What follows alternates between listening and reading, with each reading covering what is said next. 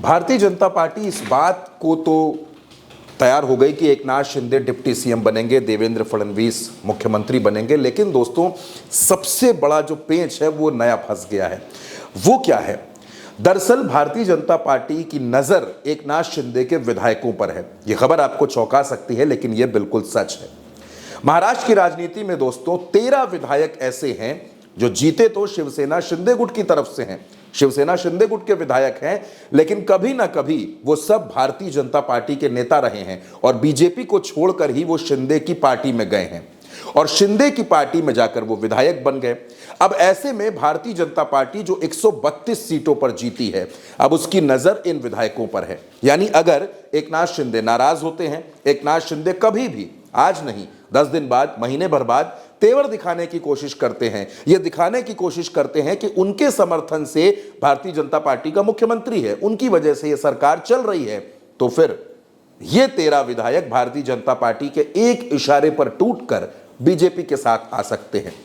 और इसी वजह से भारतीय जनता पार्टी इतने ज्यादा आत्मविश्वास में है। महाराष्ट्र के अंदर जिस तरीके से देवेंद्र फडणवीस को मुख्यमंत्री बनाया गया, जिस तरीके से अजीत पवार और एकनाथ शिंदे को 12 दिनों तक दिल्ली से मुंबई, मुंबई से दिल्ली दौड़ना पड़ा और आखिर में दोनों को बीजेपी की ही शर्तें माननी पड़ी, तो भारतीय जनता पार्टी इस आत्मविश्वास में, या यूं कह लीजिए इस अति आत्मविश्वास में इस वजह से है क्योंकि उसको लगता है कि वो नेता जो बीजेपी छोड़कर एकनाथ शिंदे के साथ चले गए थे, वो तो कभी भी बीजेपी में वापस आ सकते हैं।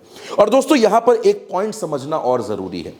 132 सीटों पर भारतीय जनता पार्टी जीती, लेकिन जो निर्दलीय विधायकों की संख्या है वो 10 है और उनमें से 5 विधायक भारतीय जनता पार्टी को अपना समर्थन दे चुके हैं। अपने समर्थन का पत्र उन्होंने राजभवन जाकर राज्यपाल को भी सौंपा है। यानी कि मोटे तौर पर भारतीय जनता पार्टी 137 सीटों के आसपास है। तो अजीत पवार और एकनाथ शिंदे बहुत ज्यादा भारतीय जनता पार्टी के ऊपर दबाव नहीं बना सकते और यह बात अजीत पवार जानते थे। इसी वजह से शिंदे से पहले अजीत पवार सरेंडर हुए। अब शिंदे लाख कहते रहे, अजीत पवार पर तंज कसते रहे, लेकिन आज की हकीकत यह है कि अजीत पवार ने तो अपने हथियार डाल दिए हैं, लेकिन अभी एकनाथ शिंदे अपने तेवर दिखा रहे हैं। एकनाथ शिंदे भले ही डिप्टी सीएम बनने को तैयार हो जाएं, लेकिन विभागों को लेकर लड़ाई मची पड़ी है और अब ये लड़ाई कहां जाकर थमेगी, क्योंकि भारतीय जनता पार्टी ये जानती है कि अजीत पवार को कैसे दबाना है और एकनाथ शिंदे को।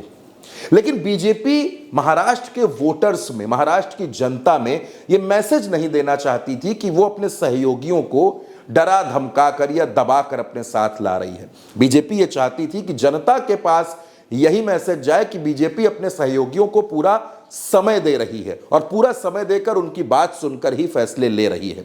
जाहिर सी बात है कि मराठा वोटर्स को नाराज नहीं करना है, ओबीसी वोटर्स को नाराज नहीं करना है और इसी वजह से भारतीय जनता पार्टी ने इतना पूरा समय लिया। लेकिन प्लान बी क्या है?